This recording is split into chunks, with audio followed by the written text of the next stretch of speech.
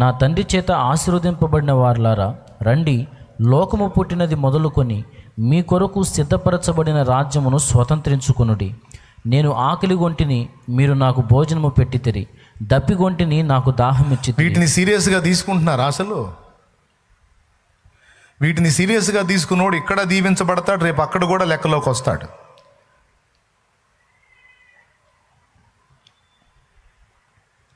బాగా వినండి. నాకు సమస్యలు, నాకు అప్పులు, నాకు బాధలు, నాకు ఇరుకులు, నాకు ఇబ్బందులు, నాకు వ్యాధులు ఓకే ఉన్నాయి. వాటన్నిటి నుండి నీకు విడుదల కలుగున్నట్లు, నీవు స్వస్థత పొందినట్లు, నీవు బాగుపడినట్లు, నీవు సమృద్ధితో నింపబడినట్లు సూచన చెప్తున్నా. పరోపకారార్థం యదం శరీరం అన్న బతుకు నువ్వు. నీకు సమాధానం ఇవ్వకపోతే అప్పుడు అడుగు. ఎన్నోసార్లు చెప్పా, మళ్ళీ చెప్తున్నా. ఇతరులను, దేవునిని, ఇతరులను ప్రేమించి బతుకు నువ్వు. నీకున్నంతలో ముందు ఇతరులకు నీ పిడికిలి విప్పి ఇచ్చేటువంటి బుద్ధిని సాధన చేయి. నీకు సమృద్ధిని ఇవ్వకపోతే అప్పుడు అడుగు. నేను ఇస్తానే ఉన్నా, నాకు ఇంకా ఇలేదేంది అనే క్వశ్చన్ చేయొద్దు. నువ్వు ఇవ్వకపోయా, నా దగ్గర ఉంది, అవతల వాళ్ళు అక్కర కలిగి ఉన్నారు, నీకు స్తోత్రం. నువ్వు నాకు ఇవ్వకపోయేసయ్యా, నేనైతే చూస్తా ఉండలేనయ్యా, నా వల్ల కాదయ్యా, నువ్వే ఇచ్చావు ఈ బుద్ధి, మరి ఏం చేయమంట? మరి ఈ మనసు నీ వల్లనే వచ్చింది నాకు. అందరూ తిడుతున్నారు, వీడికి సిగ్గు లేదు, ఈమెకి సిగ్గు లేదు, అందరికి చేస్తా ఉంటుంది, చేస్తా ఉంటాడు, వాళ్ళు చేస్తూ ఉంటారు, వాళ్ళు నెత్తిన వేసే బండలు వేస్తానే ఉంటారు, వాళ్ళు చేసే ద్రోహాలు చేస్తానే ఉంటారు. మళ్ళీ ఎదుగు రాగానే అక్క అనగానే కరిగిపోయిద్ది, అమ్మ అనగానే కరిగిపోతాడు, ఊరకనే మాయలో పడిపోతాడు, వెంటనే ఉప్పొంగిపోతారు, ఇక పోనీలే పాపమంటా చేస్తారు. ఇట్లా ఇది ఎట్ట బతుకుతారని జాలి పడుతుంటారు ఇతరులు మన మీద. అప్పుడు ఏసఐ ముందు పోయి చెప్పాలి, ఇట్ట తిడుతున్నారు ఏసఐ, ఏం చేద్దాం, మానుకుందామా ఇట్లా చేయటం అంటే? నా వల్ల కాట్లా. ఎట్టయ్యా నువ్వు మెచ్చుతావా? ఆకలి కొన్నవాడిని చూసి దాటిపోతే నువ్వు మెచ్చుతావా? లేమి గలవారిని చూసి ఇంత సాయం చేయకుండా దాటిపోతే నువ్వు ఇష్టపడతావా? కొంత కాకపోతే కొంతైనా ఎంతో కొంత అంత చేస్తే నువ్వు ఆనందపడతావు, కానీ అసలు పట్టించుకోకుండా దాటిపోతే నువ్వు బాధపడతావుగా యేసయ్య అని యేసయ్యతో చెప్పుకోవచ్చు మనం. ఇదంతా నిన్ను బట్టి వచ్చిన మనసేనా? ఆయన తిడితే తిట్టారులే, నేను సాయం చేయకుండా ఉండలేను. శత్రువైనా సరే నా ముందుకు వస్తే ప్రేమ చూపకుండా ఉండలేను, జాలి పడకుండా ఉండలేను, కనికరించకుండా ఉండలేను, పోనీలే అనుకోకుండా ఉండలేను, క్షమించకుండా ఉండలేను. నా దగ్గర ఉంది.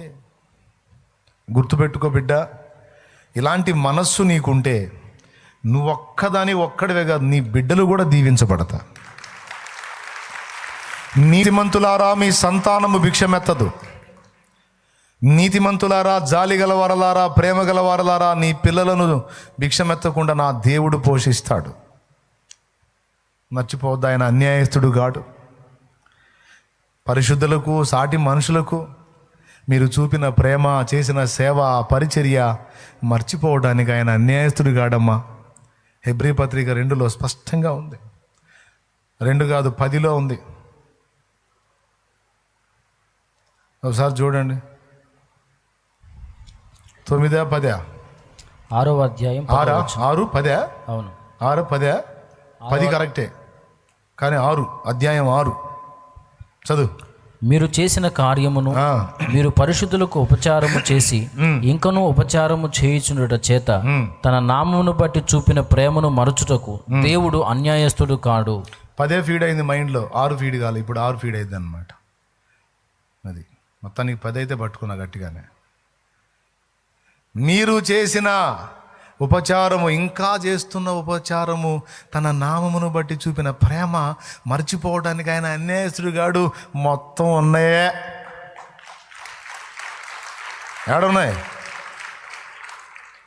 ఏడున్నాయా? నమ్మకంగా తీసుకున్నారు, తిన్నారు, వాష్రూమ్ కూడా పోయి వచ్చారు. ఇంకేడున్నాయి?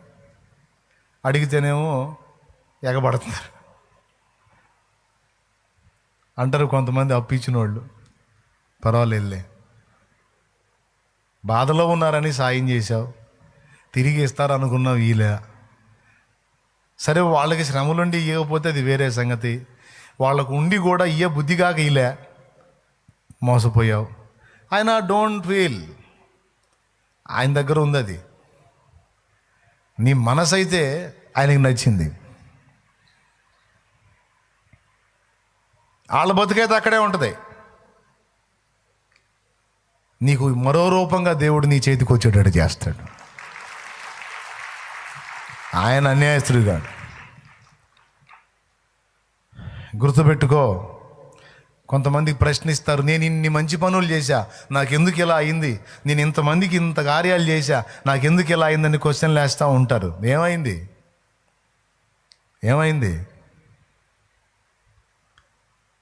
మంచి పనులు చేస్తే అవన్నీ దేవుని దగ్గర జ్ఞాపకార్థంగా ఉన్నాయి. నీ మేలును కాంక్షించి కొన్ని శ్రమలను నీకు అనుమతించి ఉండొచ్చు. తప్పకుండా నీవు చేసిన ఉపకారములన్నీ దేవుడు జ్ఞాపకంలో పెట్టుకున్నాడు. ఆయన ఉపకారములు నువ్వు జ్ఞాపకంలో పెట్టుకున్నావు. ఎలా జ్ఞాపకంలో పెట్టుకున్నాడు తెలుసా? నువ్వు తనకు చేసినట్టు జ్ఞాపకంలో పెట్టుకున్నాడు. అది విషయం. నువ్వు పాడటమే కాదు, ఆయన కూడా పాడతాడు. నీవు చేసిన ఉపకారములకు నేనేమి చెల్లింతును. సేమ్ పాట ఆయన కూడా పాడతాడు. నా కుమారుడా కుమారి, మీరు చేసిన ఉపకారములను క్షణమైన నే మరువను. స్తోత్రం. నీకేమైనా డౌటా? నువ్వు ఎవరికి చేసావు? పక్కింటి వాళ్ళకి చేసావు, ఇరుగు పొరుగులు చేసావు, సన్నిధిలో బిడ్డలకు చేసావు, దీనులకు చేసావు, అభాగ్యులకు చేసావు, అనాథలకు చేసావు, రోగులకు చేసావు, దిక్కులేని వారికి చేసావు, పరిశుద్ధులకు చేసావు. ఇవన్నిటినట ఆయనకు చేసినట్టు తీసుకుంటున్నాడు. నేను ఆకలి కొంటిని, మీరు నాకు ఆహారం ఇచ్చారు, దప్పికొంటిని, దాహమునకి ఇచ్చారు, వస్త్రహీనుడనై దిగంబరనై ఉంటిని, నా మీద వస్త్రం కప్పారు, నేను రోగినై ఉంటిని, చూడవచ్చారు, చెరసాల్లో ఉంటిని, పలకరించారు. అసలు ఆయన ఎప్పుడున్నాడు అని అడుగుతారట వాళ్ళు. అప్పుడు ఆయన ఇచ్చే సమాధానం ఏంటో తెలుసా? ఈ నా సహోదరులలో ఒకరికి చేస్తే అది నాకు చేసినట్టే. నేను తీసుకున్నా, నేను రాసుకున్నా. మరి అదే బీదలకు సహాయం చేసేవాడు యెహోవాకు అప్పిచ్చువాడు అంటే అర్థం కాలా? బీదలను కనికరించువాడు యెహోవాకు అప్పిచ్చువాడు అంటే అర్థం ఏంటి? ఆ బీద స్థితిని, ఆ బీదవాని స్థానాన్ని దేవుడు తీసేసుకుంటున్నాడు. బీదవాడికి నువ్వు కనికరం చూపితే ఆయన నాకు అప్పిచ్చాడయా మావాడు అంటున్నాడు. మావాడికి రుణపడి ఉన్నాను. దేవుడు మనకు రుణస్తుడట. చిన్న విషయాలు కావు ఇవి. పిసినారి బుద్ధులు, ఇరుకు బుద్ధులు, ఎవడెట్టన్నా చావని మనకెందుకు, మనం బాగుండాలనే దరిద్రగొట్టు బుద్ధులు మార్చుకోవాలి. ఎంతమందికి అర్థమైందో ఏమో. మరి చేతులు ఎత్తరే, అర్థం కాలా?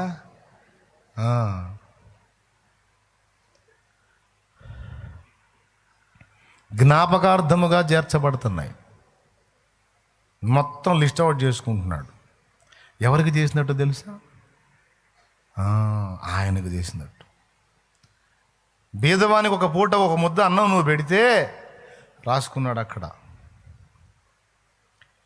నాకు అన్నం పెట్టాడు ఫలానా రోజు. నువ్వు 100 సార్లు పెడితే 100 సార్లు రాయబడి ఉంది అక్కడ.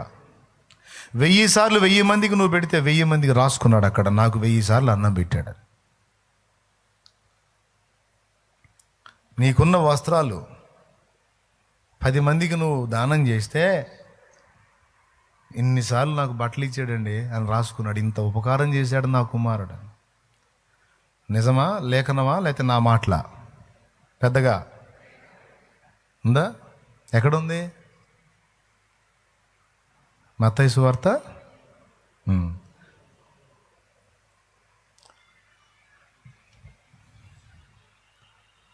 ఇప్పుడు ఇదంతా మీరు మీ మనసులోకి తీసుకోండి. రోగులకు ఉపకారం చేసే విషయంలో కూడా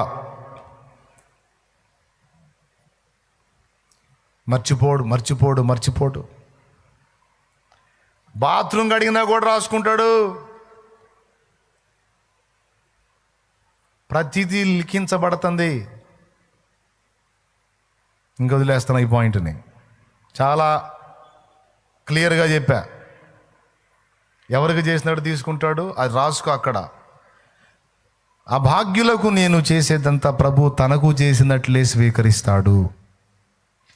ఇందుకు నిరూపణగా మత్తయి 25 అలాగే సామెతల గ్రంథం కూడా సాక్ష్యం ఇస్తుంది. అమ్మా, తల్లిదండ్రులు లేని దిక్కులేని అనాథ పిల్లలకి నువ్వు ఏదన్నా అంత చేయి చాపి ఇచ్చావనుకోమ్మా, ఆ చేతుల్లో ఆయన చేతులు పెట్టుంటాడంట. నీకేమో ఆ తల్లిదండ్రులు లేని అనాథలైన పిల్లల చేతులు కనపడతాయి, కానీ ఆ చేతుల్లో యేసయ్య చేతులు ఉంటాయి.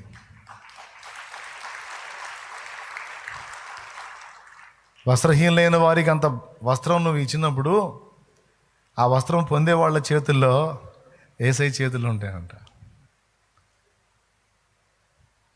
అప్పుడు నీ కళ్ళల్లో ఉన్న కనికరం చూసి ఆయన ఎంత ముచ్చట పడతాడో, ఎంత సంతోషపడతాడో, ఎంత పరవశిస్తాడో.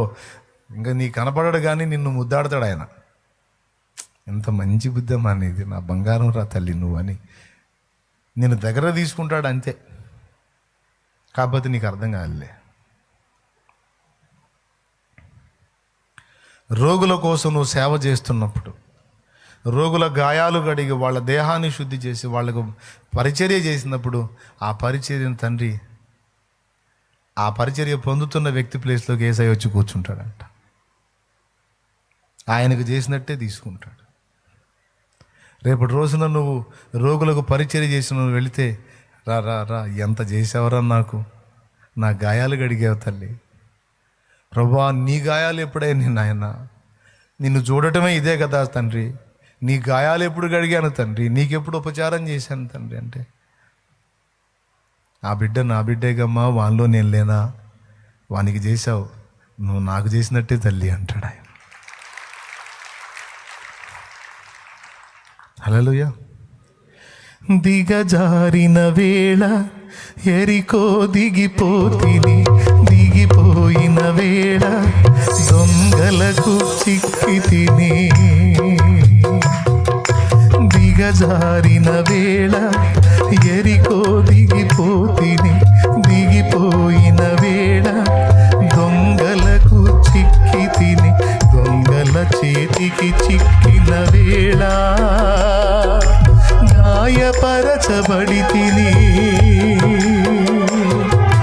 గాయములను కట్టుమా సమరయుడా, గాయములను కట్టుమా సమరయుడా, నా మంచి సమరయుడా, ప్రభావ ప్రేమామయుడా, నా మంచి సమరయుడా, ప్రభావ ప్రేమామయుడా,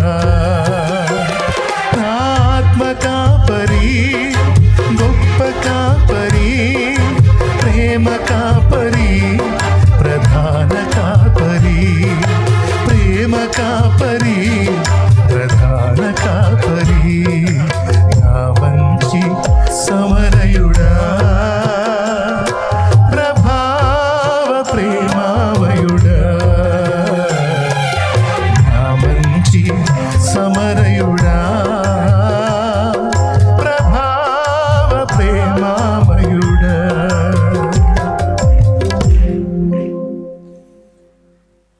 మూడవది, మన నీతి క్రియలు, మనం చేసేటువంటి ప్రేమతో కూడిన క్రియలు జ్ఞాపకార్థంగా దేవుని సన్నిధి ఖచ్చితంగా చేరుతున్నాయి. ప్రభు నామం నిమిత్తం మనం చేసేటువంటి పరిచర్య కూడా, మనం పైసలు ఖర్చు పెడితే అది కూడా, ఇంత చేసావు నా కోసం అంటాడు. రోగివై ఉన్నావా, రోగివై ఉన్నావా, స్వస్థత కావాలని అడుగుతున్నావా, దేనికి? ఇంకా పైసలు సంపాదించి ఇంటి వాళ్ళని బాగు చేయడానికా, ఇంకా వాళ్ళని ఇంకా సుఖపెట్టడానికా? నువ్వు రోగివై ఉంటే అడుగు, నన్ను స్వస్థపరచు, రోగులకు సేవకుడిగా సేవకురాలిగా ఉంటాను, రోగులను ఆదరిస్తాను, రోగులకు ఉపచారం చేస్తాను, నీ సన్నిధిని పడిగాపులుగా దీనులకు సాయం చేస్తాను తండ్రి. తమ రోగాన్ని తగ్గించుకోలేక, డబ్బు పెట్టుకోలేక, చిన్న చిన్న జబ్బులకు కూడా బాగు చేసుకోలేని స్థితిలో అల్లాడిపోతున్న వారికి నేను సేవ చేస్తాను. నాకున్న దానిలో తోడ్పాటు అందిస్తాను. రోగులను కనికరించున్నట్లు నాకు ఈ రోగము నుండి విడుదల ఇవ్వమని అడుగు. నువ్వు నీ దరిద్ర గొట్టు క్రియలు మానుకో, చెడ్డ క్రియలు మానుకో, చెడిపోయిన కార్యాల నుంచి మారు మనసు పొందు, సరిదిద్దుకో. ఏమైనా లోపాలుంటే దిద్దుకో. రోగులకు సేవ చేయనట్లు నువ్వు అడుగు. నీ క్రియలన్నీ మంచివై ఉండొచ్చు. ఒకవేళ నీవు బలహీనురాలివై ఉంటే, స్వస్థత కొరకు నువ్వు అడుగుతుంటే అడుగు. నన్ను బాగు చేయి అని నువ్వు అడిగితే దేవుడు అంటాడు, ఎందుకోసరం అంటాడు. ఎందుకేమో తండ్రి, నా ఫ్యామిలీ నాయనా. నీ ఫ్యామిలీ కోసమా? సరే సరే ప్రభువా, నీ చిత్తము నెరవేర్చున్నట్లు, నీవు సంతోషించున్నట్లు. ఇదిగో ఈ ఒక రోగం యొక్క బాధ ఎంత భయంకరంగా ఉందో నాకు అర్థమవుతుంది. మరి ఈ స్థితిలో ఉండి మరి నేను ఇంత అల్లాడుతున్నాను, ఇదే స్థితిలో ఉండి ప్రజలు ఎంత అల్లాడుతున్నారో నాకు ఛాన్స్ ఇవ్వయా, నేను రోగులను ఆదుకుంటానయ్యా అని నువ్వు అడుగు. ఒక్క మాట చాలు ఆయన నేను బాగు చేయడానికి, ఒక్క మాట చాలు. అడ్రస్ కూడా ఉండదు. ఉన్నదాన్ని లేనట్టు, లేనిదాన్ని ఉన్నట్టు చేయటం యేసయ్యకి సాధ్యమవును.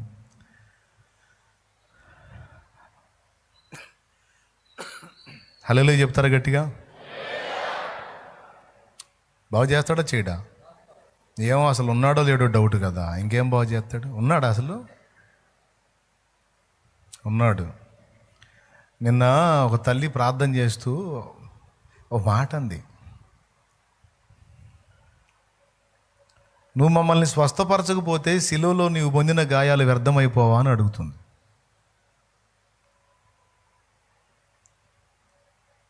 బిత్తరపోయి చూశాను నేను. అసలు ఎంత డైరెక్ట్గా అటాక్ చేసిందంటే దేవుణ్ణి. ఒరే నాయన, ఇంత సమీపంగా నేను కూడా ప్రార్థన చేయలేదు అనిపించింది. ఒక ప్రార్థన అడుగుతుంటే ఎంత హాయిగా ఉందంటే నాకు. నిన్నటి రోజున ఒక తల్లి, ఇంచుమించు ఒక 55 ఒక 60 సంవత్సరాల లోపు తల్లి. జర్నీలో నేనుంటే నా ప్రయాణం కోసం చేస్తా. లోకంలో లోకస్తులకు, అధికారులకు ఎస్కాట్స్ ఉంటాయి నాయన. ఎస్కాట్స్ ఉంటారు, వరుసగా వాళ్ళు ముందు వాహనాల్లో వెళ్తూ ఉంటారు. వెనక ముందు వాహనాలు, మధ్యలో అధికారుల వాహనాలు వెళ్తాయి. మరి మాకెవరున్నారయ్యా సెక్యూరిటీ? నీ పిల్లలకి ఎవరున్నారయ్యా? ఒంటరిగాళ్ళం కదా. మాకు నువ్వే ఎస్కాట్, మాకు నువ్వే సెక్యూరిటీ. ఉంచు వాహనం ముందు వెనక సరౌండ్స్, నీ దూతల కాపుదల ఉంచు, నీ సన్నిధి తోడుగా ఉంచు. ఒక్కొక్క మాట దేవుని ముందు అడుగుతుంటే ఎంత బాగా అనిపించింది అంటే, హాయిగా ఉంది నాకు. ప్రార్థన చాలాసేపు నడిచింది. ఆ ప్రార్థన నడిచినంతసేపు నాకు ఎట్లా ఉందంటే ఎంతో హాయిగా. చెయ్యాలా? నీవు స్వస్థపరచకపోతే నీ లేఖనం నిరర్థకం అవదా? నీ గాయాలు వట్టి అయిపోతాయి కదయ్యా. లేఖనం సంగతి పక్కన పెడితే నీ గాయాలు, నువ్వు పడిన శ్రమంతా వట్టిదైపోయింది కదయ్యా. నీ గాయాలు వ్యర్థమైపోతాయి కయ్యా. ఎట్లా నువ్వు స్వస్థపరచకపోతే ఎట్లా? నీ గాయములు వ్యర్థము కాకుండానట్లు స్వస్థత కలిగించమన్నాడు. దేవుడు స్వస్థపరుస్తాడండి. ఇక ఆయన మనల్ని తీసుకోవాలనుకున్నప్పుడు మినహాయించి, ఆయన మనల్ని ఉంచి సేవలో వాడుకోవాలనుకుంటే ఎంత తెగుళ్ళైనా సరే వెనక్కి తిప్పి నన్ను నిలబెట్టి మనల్ని వాడుకునే సమర్థుడు ఆయన. ఏమీ చేయదు, నిన్ను ఏమీ చేయదు. ఒకవేళ ఒక ముళ్ళులాగా నిన్ను కంట్రోల్ చేయడానికి, నీకు భయం కొలిపించడానికి ఏదన్నా ఒక ముళ్ళులాగా నీకు అనుమతిస్తే, అట్లా ఒకవేళ ఉంచుతాడేమో. కొంతమందికి అవసరం ముళ్ళు. ఇప్పుడు నేనున్నాను పెడా మినిస్ట్రీస్ అనుకోండి, నాకు కొన్ని ముళ్ళు అవసరం. లేకపోతే మనం మాటిన్నాం అనుకుందాం ఉదాహరణకి, అప్పుడప్పుడు గుచ్చుతూ ఉంటాడు. లేకపోతే నువ్వు మాటినో లేరా, నువ్వు అసలుకే పెడా మినిస్ట్రీస్ అని నన్ను లైన్లో పెట్టడానికి ఆ ముళ్ళు అవసరమే ఉంటుంది. అట్లాగే కొంతమందికి కంట్రోల్ చేయడానికి కొన్ని ముళ్ళు ఉంటాయి, కానీ నీకేమీ కాదు. కొంతమందికి అయితే అసలు రిపోర్టే మారిపోయింది. కొంతమందిని ఇలా చేయగలుగుతాడు, కొంతమందికి అలా చేయగలుగుతాడు. ఉన్నదాన్ని లేనట్టు చేస్తాడు, లేని దాన్ని ఉన్నట్టు చేస్తాడు. సాధ్యం ఆయనకి. కానీ నీ హృదయంలో ఉన్న వాంఛ అయితే దేవుడు నీకు ఏది ఇచ్చినా, ఆరోగ్యం ఇచ్చినా, ఆయుష్ ఇచ్చినా, సమృద్ధినిచ్చినా, పైసలు ఇచ్చినా, ప్లేస్ ఇచ్చినా, ఏది ఇచ్చినా దేవుని సంతోషం కొరకు నేను దీన్ని ఎలా వాడాలన్న వెతుకులాట ఉండాలి. వీటిని నాకు ఇచ్చిన నా ప్రభు కొరకు, ఆయన మహిమ కొరకు, ప్రజల క్షేమం కొరకు, నా ప్రభు సంతోషం కొరకు వీటన్నిటిని నేను ఎలా వినియోగించాలి. ఒక రోజు నా లైఫ్లో ఖాళీగా పోయిందంటే బాధ. అబ్బా, ఈరోజు నాకు దేవుడు ఇచ్చాడు, దీన్ని దేవుని కొరకు వాడకుండా ఒట్టిగా పాడు చేసుకుని దరిద్రం చీ అని పిచ్చెక్కినట్టు ఉంటుంది. ఇక నాకు ఒక రోజు దేవుని పని నా నుండి జరగలేదు అంటే ఇక అదొక వేదన.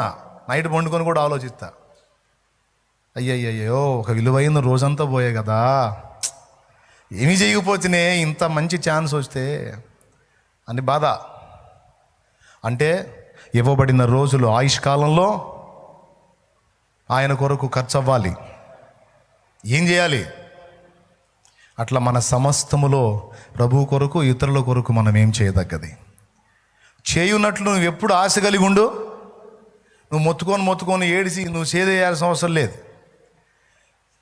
ఆరోగ్యం ఆయుష్ ఇవ్వయా, ఇస్తే ఏదన్నా చేయాలనుకుంటున్నాను, ఇట్టుండే ఉన్నంతలో ఏదో చేస్తున్నాను, ఇంకా నువ్వు ఏదన్నా కనికరిస్తే, ఇంకొంచెం ఫ్రీ ఇస్తే, అప్పులైనా, ఆర్థిక ఇబ్బందులైనా, రోగాలైనా, సమస్యలైనా, ఇంట్లో మారని వ్యక్తులైనా, ఇప్పుడు ఆయన మారు మనసు పొందకముందే ఇంత చేస్తూ ఉన్నాను, కొద్దిగా అతను ఒక్క చూపు చూసావంటే, చూసి కొద్దిగా నాకు హెల్పర్గా చేసావంటే ఇంకొంచెం చేయడానికి ఛాన్స్ ఉంటుంది. మరి చూడు ఒక చూపు, అంతేగాని అయ్యా నా భర్తని మార్చయ్యా, అయ్యో అయ్యా అయ్యా